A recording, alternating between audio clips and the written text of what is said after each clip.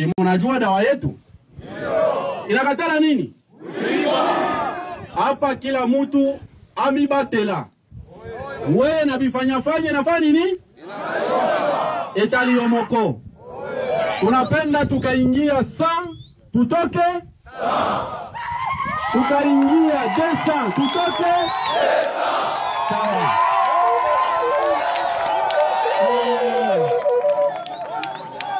Ndani ya ile mabatayon, makompani ile yenye balibapanga, tunapenda tupate effectif yenu mwe bote tulisha ipata, me mule mumasite yenye mulipangia tupate ile ma effectif ba S4 bataillon, ba S4 brigade, bende pour état major général. Tunafatana? Si mnajua dawa yetu inakatala nini? Hapa kila mtu amibatela. We na bifanya nafani nini? Etaliomoko. Tunapenda tukaingia 100 tutoke 100.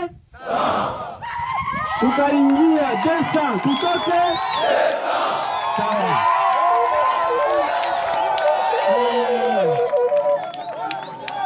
Ndani ya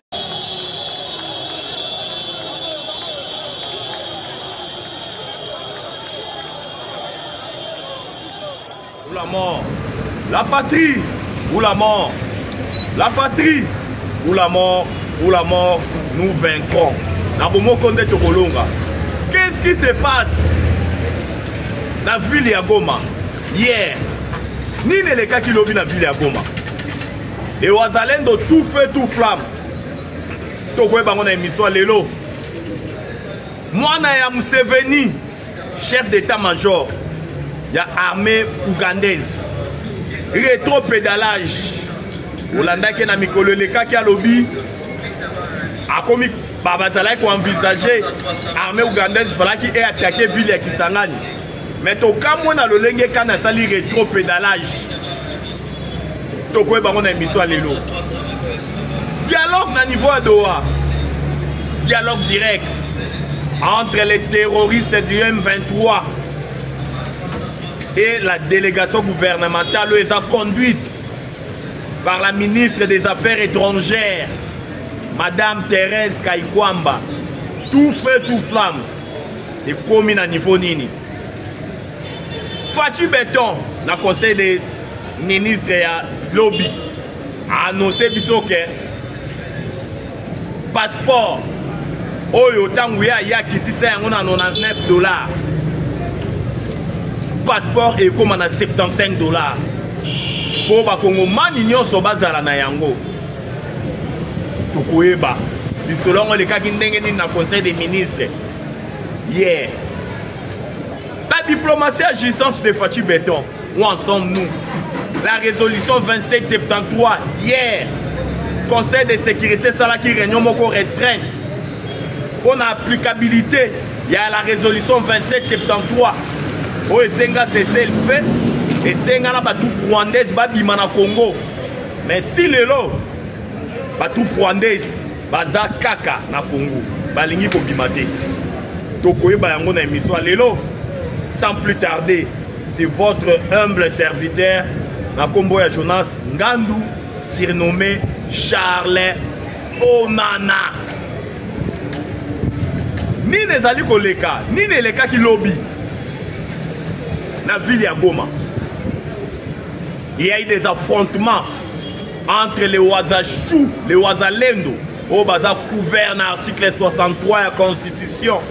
Où il lobby tous les Congolais ont les droits et les devoirs sacrés de défendre le pays et son intégrité territoriale face à une menace ou une agression extérieure.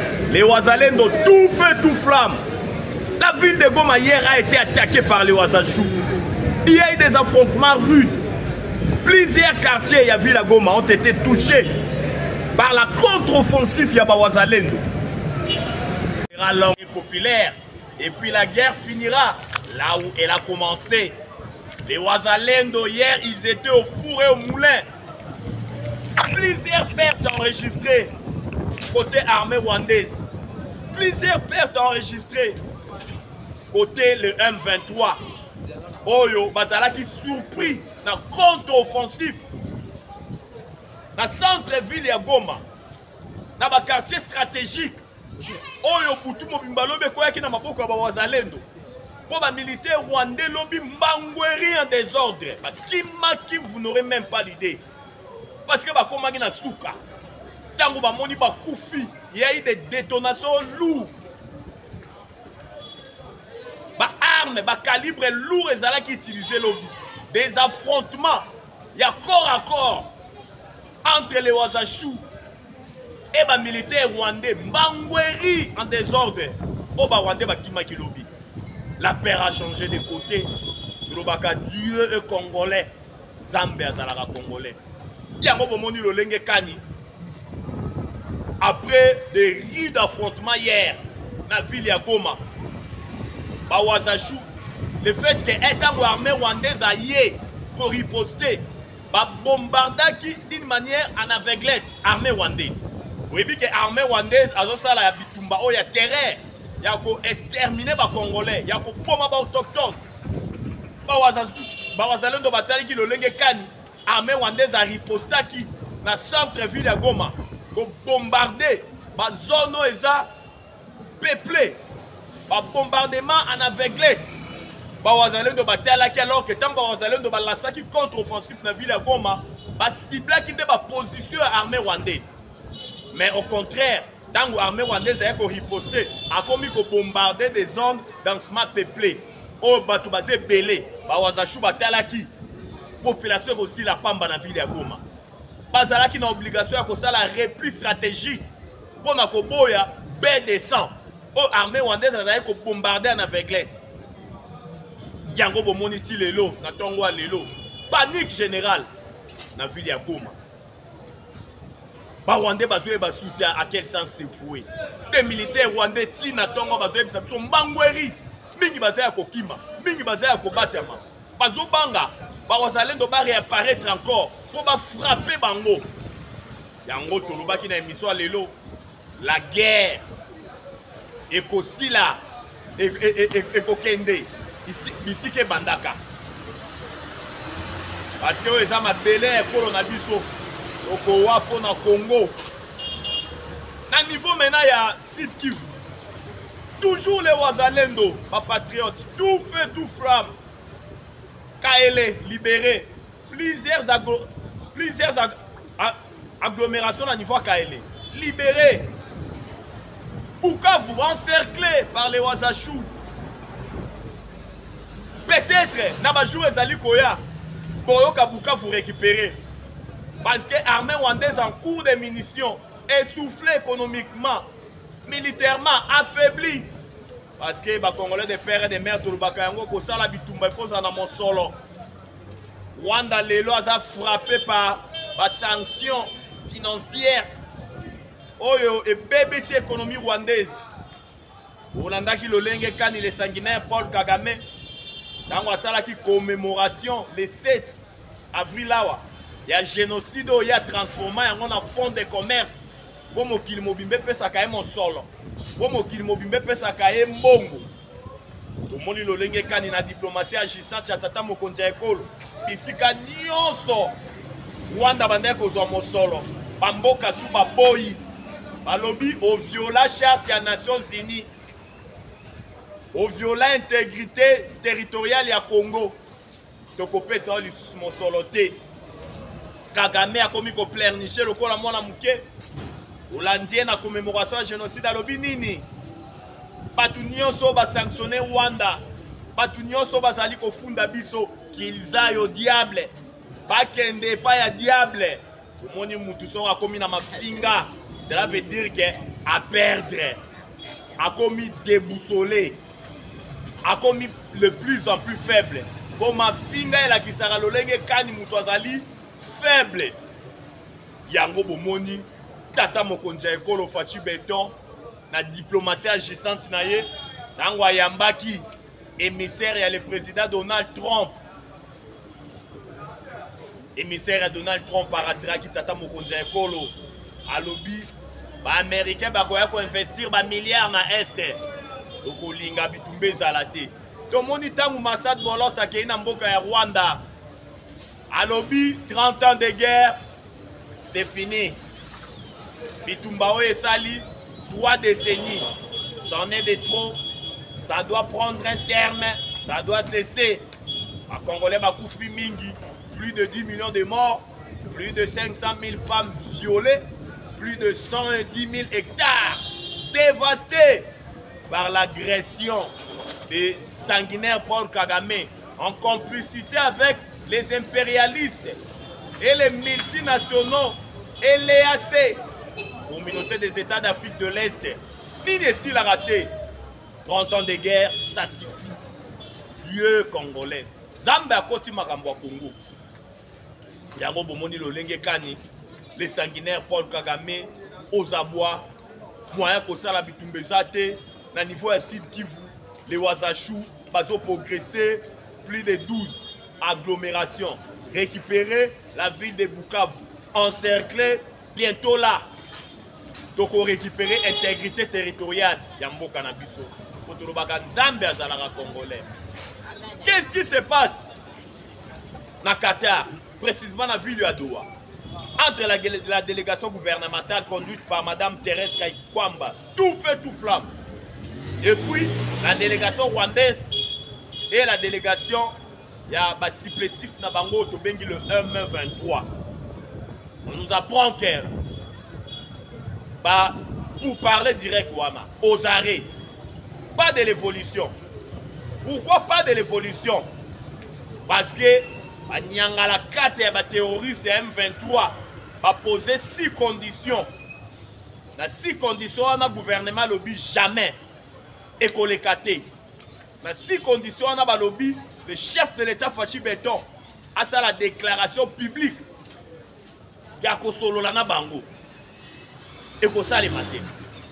Balobi d'ici Sounine, Assemblée nationale Nabiso, alongo la mesure oyoyo, Adzua, ya Babra Saralisus, ba militaire, tena mixage T.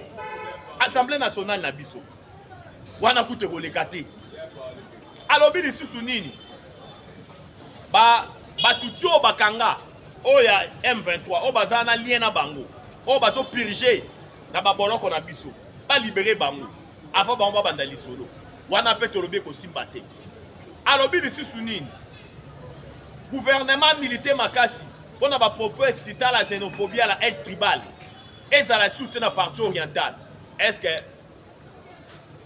dans le Congo, on a plus de 400 ethnies. Nulle part, ethnie moko za marginalisée. Biso toyebi ba tout Congolais te, ba tout Congolais ba za la raté. Ba tout Congolais qu'ils aillent au Rwanda, biso toyebi bango te. Batikala kozala jamais na Congo. Et puis, balobi lisusu nini koboma batu nyonso bango babomi na partie orientale ya mboka na biso. Ba administrer bango. Bazwa mabe na bango nyonso basali ba carnage otu babomi batu. Babwaka yango na maye. Jamais kuto simba jaja. Raison pour laquelle to sengi na tata mokonzi ekolo Fachi Béton. Waneza ba ligne rouge à ne pas franchir. Waneza maloba ya ba Congolais de père nyonso. Otomeka qui contacter bango, on a eu à échanger avec eux. Ba Congolais ba lobi waneza ba ligne rouge. Mieux vaut que to bundati na suka parce que dans la politique, nous avons la politique du bâton, la guerre et puis nous avons la politique du carotte, la diplomatie. To bunda en même temps que Toto solo là, ça n'empêche à rien avancement et les solos. Parce que tout le monde dit, le M23 c'est une coquille vide. Ce sont des patins, ce sont des paquets-bons. Parce que la revendication clarté. Revendication M23 zali nango zali oyo les sanguinaires Paul Kagame a tché bango na munoko. Bana likambo mo ba ko revendiquer té. Tout le monde a dit le kani. Le 15 décembre 2024, les sanguinaires Paul Kagame a boaki au Kenya Mboka, Angola. Tout le monde peut le renger le 18 mars. M23 pas boy kokende. Et comme si bisote po, oyo Kagame azolo bande bango bazo sala. Ba corner nanga baza ba paté bona ba berté bisu. Bana oloko ba osala té. bana oloko ya malonga te. Sauf que bazoluka ba intérêt partisan na bango, ba intérêt mesquin, ba intérêt bazoluka ko boma ba congomani de père et de mère matin midi soir. Ko déstabiliser partie orientale pour na ba propre intérêt na bango. Raison pour laquelle c'est na ba congolais de père et de mère bokeba na ba guerre médiatique. Bokeba bandeko na biso baza na ba parti eza sous contrôle ya les M23. Surtout bandeko na biso Goma na Bukavu. On a dit le kani tango M23 kotaki na ba ville wana minene. Ba betaki misusu ba betaki maboko, misusu ba salaki ba self na ba militaire rwandais. Mais tant que vous allez comprendre depuis ba ville wana eza occupée par armée rwandaise. Le lenge kani armée rwandaise azali ko boma, azali ko exterminer bango. Le lenge kani armée rwandaise azali ko zwa ba population tout baza na Rwanda. Ba ko remplacer esika oyoyo ba Congolais ba kufaki na bitumba, o ba kimaki na bitumba ezali ko salema. Bandeko ba comprendre que Nanga c'est un aventurier, c'est un patin, c'est un paquebo. Nanga n'est pas un libérateur, au contraire c'est un sanguinaire. Comme les sanguinaires, Paul Kagame, parrain na bango nyonso, na ba Hippolyte Kanambe, Joseph Kabila. Yango tolobi nord na sud Kivu.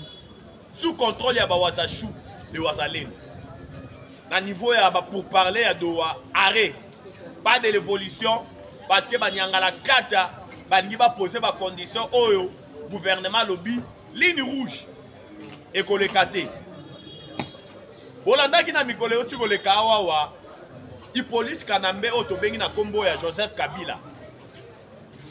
Oyo enterra mboka oyo na 18 ans na ye o abandai ko pesa le sanguinaire Paul Kagame chaque mois 60 millions de dollars. Wana eza maloba na ngai te. Eza maloba ya Atundu. Boyebi Atundu non? Alain Atundu. Eza maloba ya Atundu. O azalaki porte-parole ya FCC. Azalaka pe ambassadeur. Atundu alobi. On doit dire les choses telles qu'elles sont. 18 ans, il y a Joseph Kabila. Chaque mois, il déboursait 60 millions de dollars pour donner à les sanguinaires Paul Kagame. En vue de Yako Kitisae. Yako calmer Barder. Il y a les sanguinaires Paul Kagame. Atundu qui l'a dit. Yenda le bien. Mais Bolandia, Hippolyte Kanambe, Joseph Kabila, après avoir déstabilisé Congo, Nandenge en Koukou, Kagame a l'obité, na Koufi Mingi, Rwanda isolé, Rwanda a frappé na ba sanction. Bino Moko, intégré, mais ba Congolais pour s'afficher. Une réunion avait été convoquée il y a de cela 2 semaines, à niveau de Rwanda, par James Kabarebe. Bertrand Bissimo Azalaki invité, coordonnateur M23. Patenanga Azalaki invité. On nous apprend même quelques parrains. Oh, Bazalaka officier, Bazalaki peut invité. James Kabarebe a transmis un message clair que Bakomi est soufflé. Rwanda a isolé diplomatiquement. Économie rwandaise en chute libre. Franc rwandais. De dépréciation à dépréciation. Ils ont aussi la valeur. Ils ont aussi la valeur. Bakoraso aussi habitué. Et ça qui message Nanya Lubaki, James Kabarebe, où a sanctionné par les Américains, Angela ses avoirs. Mais Hippolyte Kanambe a lobby, Azozonga na Congo. Mais Kozonga na Congo, a quitté la na Goma. Mais ba Congo m'a dit de père et de mère. Goma est dans maboko ya armée rwandaise na ba terroriste M23. Dans Hippolyte Kanambe a lobby a quitté na Goma.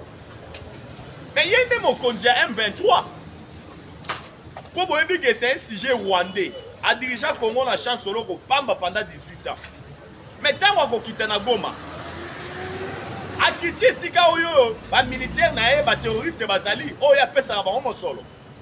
Eric Kuba wazala ki conseiller à Corneille Nanga bakangaki na Tanzanie. O Tanzanie a extradaki na Congo. Eric Kuba lobaki ni. Alobi muta finance bango isa politique Kanambe Joseph Kabila. Et quand vous savez Congomans des pères et des mères, quand vous avez le Lenge Kani, Hippolyte Kanambe, Joseph Kabila, Kolobaki a kokite na mboka ya Goma, na ville ya Goma. Et quand vous avez noté, ezo corroborer kaka otolobaka awake yenda zali pareil ya AFC na le M23 baza en connivence avec les sanguinaires Paul Kagame. Pour Kagame ne maître ya Hippolyte Kanambe Joseph Kabila yango bomoni lolenge kani annoncé akokita na Goma mais to sepeli na détermination ya bana Goma oyo balobi mukolo Hippolyte Kanambe Joseph Kabila akokita na Goma ekozala opesi mbwambo aboyi okotuna ngulu mukolo wana ngulu atuni mwana na ye balobi bako préférer armée rwandaise esilisa bango nyonso mais bazwa Hippolyte Kanambe balia ye bakata misuni na ye ezali maloba ya bana ya Goma dans le poto balobi on ne libère pas un peuple se libère bana ya Goma toza derrière bino Hippolyte Kanambe mukolo akosala erreur akiti na Goma toza na posa toyoka son na bino eyoka na tiao ndenge ya bawazalendo eyoka na kilobi yango tosengi na bana Goma nyonso bozala déterminé bientôt là vous serez libérés parce que toutes les dispositions ont été prises pour que intégrité territoriale na biso nyonso oyo esika armée rwandaise azali ko contrôler na ba terroriste M23 ezala libéré bomoni lolenge kani bolingo ya noko ezongi na bana kasi ba Belge plusieurs drones de guerre oyo ba noko ba pesi biso tant tosalaki meeting aérienne plusieurs drones kamikaze ya armée rwandaise ezalaki na aéroport ya Bukavu bombardé oui que armée rwandaise bitumbo to bunjango na traîtrise na trahison au sein ya armée na biso mais au-delà de ça armée rwandaise azalaki makasi likolo po azalaki na ba drone ebele oyo Union européenne ezalaki kopesa ye tangu Union européenne ekati coopération militaire armée rwandaise aux abois bolingo ya banoko ezongi na bana kasi na ba congolais banoko ba doté biso ba pareil sophistiqué ya malonga oyo ezali kosala ke armée rwandaise moyen repérer lisusu position ya bawazashu bawazalendo ezate yango bomoni lolenge kani hier bazalaki surpris na contre-offensive ya bawazalendo po bazoyeba lisusu te po badrone kamikaze na bango nyonso bazalaki koutilize esili nyonso ezali bombardé par meeting aérien otosalaki na banoko on nous apprend même qu'il y a des drones sud-africains po bauti kodote biso po boyebi ke tozalaka na coopération militaire na basud-africain boka na biso Congo po tozala makasi il faut tozala na armée ya makasi parce que le Congo c'est un demi-continent avec sa superficie de 2 345 410 km². Nous devons avoir une armée très très forte, une armée au-delà de 500 000 hommes. Ozali ko représenter grandeur ya Congo. Yango bomoni lolenge kani koya Hippolyte Kanambe bana ya Goma baboyi. Alobi anyata makolo te amekate soki ameki akoyoka ya ye son. Raison pour laquelle tosengi na bakongomani nyonso bozala vigilant, bozala debout, bokeba na ba guerre médiatique. Tolobaka na bomoko nde tokolonga. Sans plus tarder, toke na makambo etali mena Conseil de sécurité esalemaki lobi. Oyebi ke tata mokonzi ya ekolo tango azwaki kibokonzi atalaki passeport eza oloko moko oyo eza lokola carte d'identité ya kopesa accès ya kotambola na bamboka nyonso ya bapaya.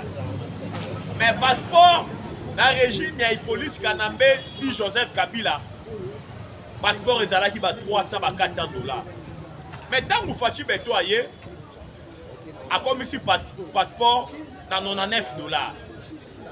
Mais hier na conseil de sécurité alobi tata mokonzi ya ekolo Fachi Beto alobi 99 $ eza ebele na mikolo ezali koya passeport congolais et comme na 75 $. C'est ça un chef de l'État. C'est ça le peuple d'abord. Fachi to sepelaka na opoyo lobaka mingi le salut du peuple et la loi suprême. Effectivement, le salut du peuple ezalaka vraiment loi suprême. yango tomoni lolenge kani lelo oyo tata mokonzi ya ekolo azwi décision wana ya ko revoir encore prix ya passeport à la baisse na mikolo ezali koya. Boyebi ke aujourd'hui notre pays est debout. Boyebi ke aujourd'hui le Congo a repris sa place dans les concerts des nations parce que partout où on est en train de parler du Congo, les Congolais sont là. Contrairement au régime précédent, partout où on parlait du Congo, c'était des Rwandais, les Ougandais, les Kenyans. C'était les Nilotiques.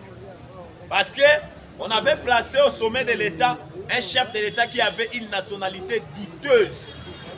Un chef de l'État qui était là pour balkaniser notre pays.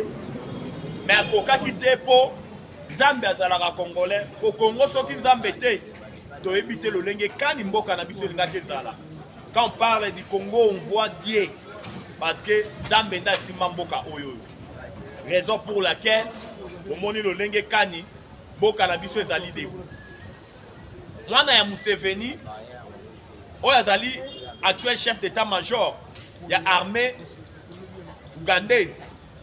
Azali, Moutoumoko et Biloba Loba, Maloba, Mamunoko, Lokola Mwasi. Koloba Biloba Loba, Oyo a maîtrise à Kate. Mais tout le monde na Maloba na wana mingi ya Loba pe e kokisa mana mboka na biso. Mwana ya Museveni na mois de décembre Loba ka Goma e kokweya. Bakokanga ba mercenaires nyonso. To mona ki lolenge kani gome kweyaki, to mona ki pe lolenge kani ba instructeur na biso o to benga ba coach, ba roumain. Lolenge kani tangu gome kweyi, lolenge kani bazalaki ya kokangama. Mais bolanda ki na mikolo uti koleka mwana kaka ya Museveni wana. A continuer toujours koloba. Alobi cette fois-ci akoboma luboya ka shamba. Oyazali gouverneur ya Ituri. Ako faciliter M23 bazwa Kisangani. So que M23 ko iko zwa Kisangani te armée ougandaise de zwa Kisangani. Ako pourquoi Fachi Beton ake ko ça la partenariat ya vente ya ba minerais stratégique na ba américain. Il fallait qu'il consulter Ouganda na Rwanda. Ezalaki maloba o mwana ya Museveni aloba ki mikolo uti koleka. Mais tout le monde peut le lenge kani. Yemoko, autu ko sala rétro-pédalage. Moi na Museveni, asali rétro-pédalage. Alobi nini? Alobi, na présenter ba esquisse na ngai. Na malobo ngai na lobaki mikolo uti koleka. Ke na kozwa Kisangani. Na kozwa su Kisangani te. Nazo respecter papa na ngai. Papa na ngai Museveni apesi nga ordre. Na lobela na longola maloba na lobaki. Nazo respecter pe le président Donald Trump. Le président Donald Trump, na maloba na ye pas sepela kite. Ye na papa na ngai yango esali ngai passe. Nazola kisalelo regret na ngai na maloba na lobaki na Congo pona ville ya Kisangani. Na longoli yango, na koloba yango lisusu te. Asengi bolimbisi, rétro pédalage. Non. C'est la diplomatie agissante ya tata mokonzi ya ekolo. Oyo lelo ezali komona na mokili mobimba. Bref, aneke. Tango tata mokonzi ya ekolo ayambaki envoyé spécial à Donald Trump, Massad Bolos. Boyebi ke Congo ezalaka na ba maison ya lobbying ebele. Boyebi maison ya lobbying ezali nini? Lobbying ezali ba maison ya minene oyo elobaka voix ya mboka na mboka na administration américaine. Boza la maison moko ya lobbying, ole bo pasaka bo traitera directement na ba administration américaine. Bino comme gouvernement, bon passera par maison, il y a lobbying, voilà pour les alaka maison moko puissant, et alaka na États-Unis. Yo soko yo yebise likambo, pesier mon solo, ya kei mena na et pas y a américain, a komisi maloba na yo et pas na bango. Oyo Congo, tous alaka na maison na ebele na mboka ya États-Unis. Mais tout le monde est en tata mokonzi ya ekolo Fachi Beton aye. Tangu aluki mena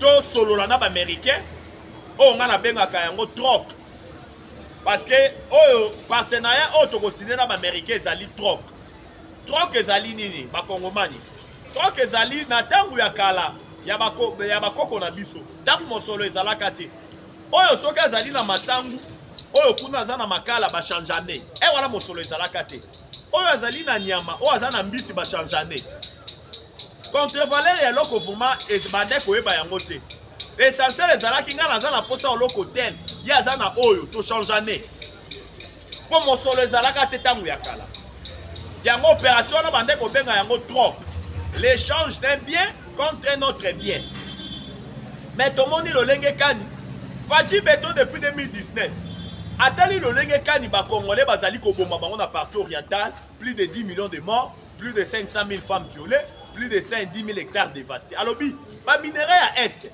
ça nous sert à quoi tant bazo bomba bakongomani 30 ans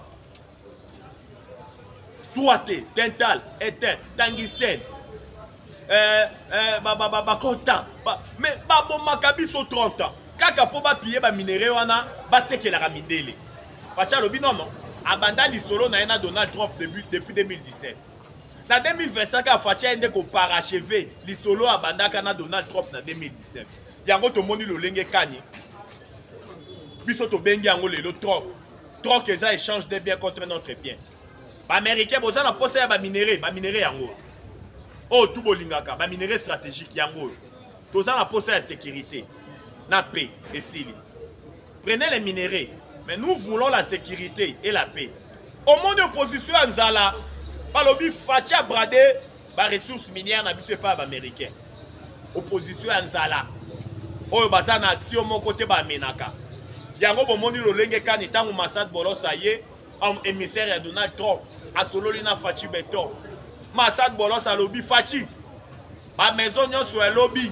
oyo Congo ezwa na États-Unis oyo Congo ezwa na monde entier po voir ya Congo ekomaka na ba administration nyonso ya ba président américain bayaka na États-Unis poma ba maison nyonso to ya lobbying wana suspendre ba partenariat wana Congo mboka na yo boko banda kosolola mbunju na mbunju na administration ya Trump plus question de maison de lobbying et kozalande lisolo boye yo lobby Donald Trump peut pas lobby yo lobby A Donald Trump a lobby B plus question ya kopasa par ba maison moko d'une manière interposée intermédiaire pour na kolukaka lisolo na administration ya Donald Trump ou bien administration ya ba président nyonso yo ekoya ou bien OEC le cas des États-Unis d'Amérique yango tomoni lolenge kani tout ça ça prouve à suffisance lolenge kani notre pays est debout